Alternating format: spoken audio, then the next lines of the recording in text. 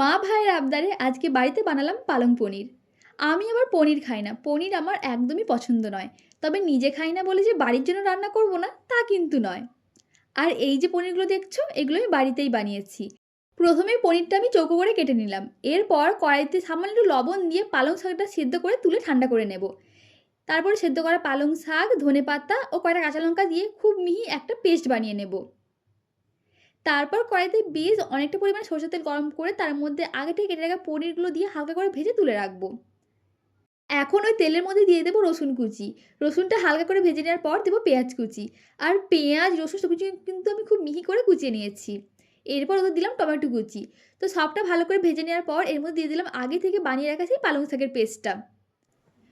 তো এই সমস্ত কিছুকে একসাথে কিছুক্ষণ রান্না করে নেওয়ার পর এর মধ্যে দিয়ে দেবো আগে থেকে ভেজে রাখা পনিরের টুকরোগুলো। পনিরগুলো দেওয়ার পর কিছুক্ষণ ঢাকনা চাপা দিয়ে ফুটিয়ে নিলেই কিন্তু আমাদের গরম গরম পালং পনির হয়ে যাবে একদম রেডি। তোমাদের বাড়িতে অবশ্যই বানিও আর জানিও কেমন লাগলো। তো আজকের মতো টাটা।